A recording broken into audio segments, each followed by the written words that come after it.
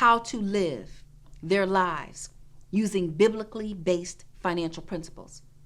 And are we touching on it in a sermon twice a year, once a month, or is it a curriculum? You see, the sword of the Spirit, it cuts through everything. The word of God cuts anything. Get into an argument with somebody and come on out with the word of God. See what happens. Have a problem over there that you think you can't solve. Put the word of God on it and see what happens with it. Have a relationship that's plummeting or whatever. Put the word of God on it. Same thing with our finances. We have to put the word of God on it. You see, when we have issues with money, we've got to understand that God is the creator of everything, and that includes money. In Ecclesiastes 10:19, it says, "A feast is made for laughter, and wine maketh merry, but money answereth all things." In 2 Timothy 3:16, it says, "All scripture is God-breathed and is used for teaching, rebuking, correcting, and training in righteousness." So this is what I'm going to say about the word. I'm going to say about that scripture. Is money everything? You got to look at it this way. When I took logic in college, I learned this. If A equals C and B equals C, then A and B have to be equal as well. So if money answers all things, and we truly know that God answers all things, then money and God are one and the same. And it's your relationship with God that dictates what you do with your money. Where your treasure is, there your heart is also. So if I'm tithing, then I've got a connection with him. If I'm spending below my means, then I'm living in the truth. It's reflected in him. If I'm spending my money on things I can't afford, that didn't come from him. I always tell people, who's your accountant? Is it the devil or God? Because see, if the devil is your accountant, he's going to tell you to do things you have no business doing. Like when you go into the mall and you don't have any money and you say, but I deserve this, so you spend your bill money. God didn't tell you to do that. He didn't tell you to do that. But see, that same enemy, when you get to the pew at church and you want to tithe, and that same enemy will say, well, you know what? You got to pay your bill. See, he gives you mixed messages, not to serve you, but to serve your downfall.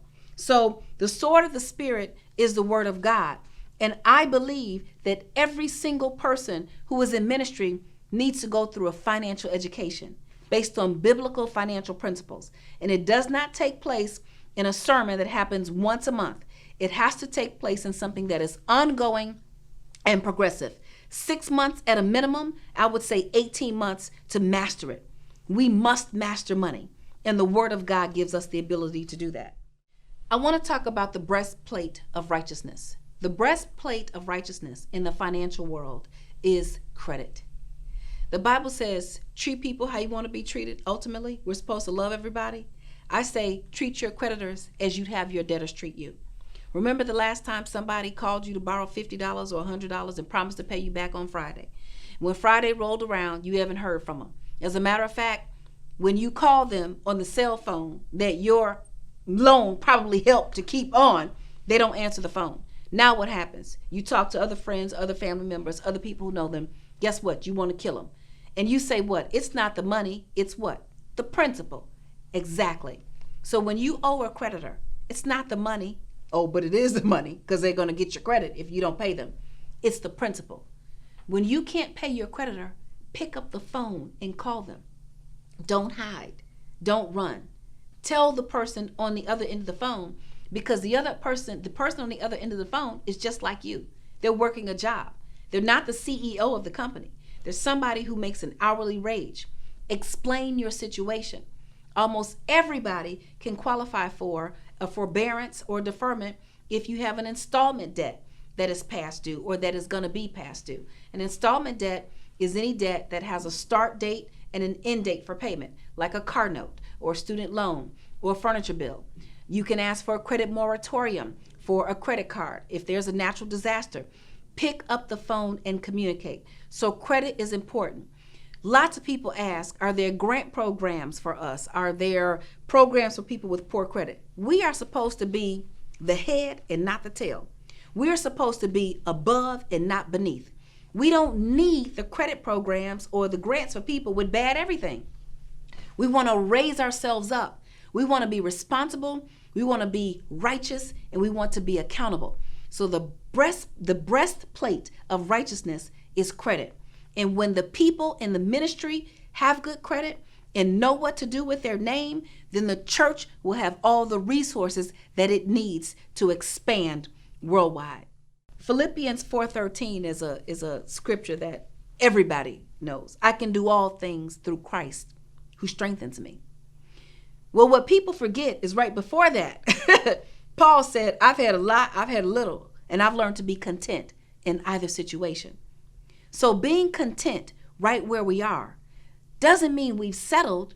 It simply means that we have peace and harmony right where we're at, right where we are at, while we are planning to get to the next level. So our planning cannot come from anxiety. Our planning cannot come from ego. Our fundraising cannot come from trying to be better than this one or bigger than that one. It has to come from the I can do all things through Christ who strengthens me. And I've had a lot and I've had a little, and I'm content either way. So nothing can move you. When I began to do the right thing with my money, I went from being worried about material things and paying my mother's mortgage and buying this and doing that to understanding that it didn't matter if I had a big house or a small house. It didn't matter if I had a Lexus or a Toyota. It didn't matter if I had a 5,000 square foot home or an 800 square foot apartment. I literally became peaceful with right where I was at. See, when you no longer need nothing, you have everything. And so the gospel of peace puts us in the mind frame that we can now use our energy to build the resources that God has for us. Knowledge and wisdom and the fear of God is the beginning and the end of it all. When we encapsulate our fundraising efforts in knowledge, based in truth, love, and wisdom, then resources will no longer be an issue.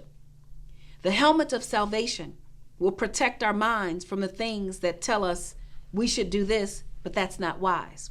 Or we should do that, but that's not wise. We need a team.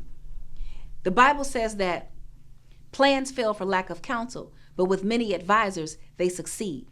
So the helmet of salvation will give us the wisdom that we need to have the advisors around us. Who are the advisors? The very people that we're training up. The very people who are picking up the shield of faith. The very people who are picking up the belt of truth. The very people who are walking around with the armor and who are armored are the ones who are going to give us what we need to sustain our churches, to grow them so that we can do ministry worldwide. It's the very people who are among us. It's the very people who are around us. It's the very people who have businesses. It's the very people who have services. And the helmet of salvation gives us access to things that we never knew we could have.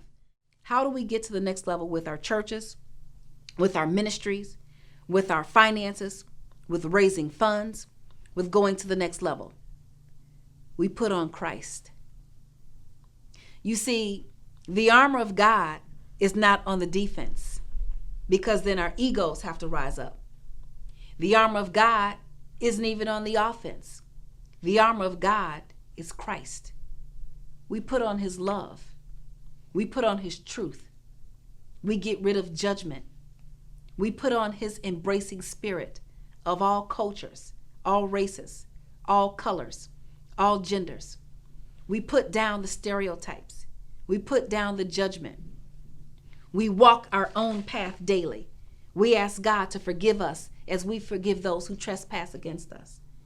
When we're all knowledgeable, educated, living in truth and peace with faith, nothing can stop us. The church will be great. It was great in the beginning. It'll be great now. Make your people strong. Make your people financially sound. Give them the tools to live in truth. When they're living in truth and they are wealthy and abundant, it will flow over and be a reflection in the church. Share and subscribe. Meet Lynn Richardson, celebrity financial expert. You might have seen Lynn on The Steve Harvey Show or Good Morning America giving financial advice. For more than 2 decades of having leading roles in the banking and real estate sales industries, Lynn has helped so many clients face their money issues head on. and help them achieve their personal, professional, and financial goals. I spend my life helping people understand this. More money doesn't solve a money problem. If it did, millionaires wouldn't go bankrupt. Lynn is committed to using her financial expertise to benefit others. Over the last 20 years, she's created a curriculum of books and online classes that can help you at any level. She's helped thousands of clients get out of credit card debt. Lynn has also helped clients create home-based businesses and create multiple streams of income. Creating your financial dreams takes finding your purpose, then the money and the income streams will follow. For more information about Lynn Richardson and the curriculum that she has created, please visit lynnrichardson.com, where financial dreams meet focus to generate wealth.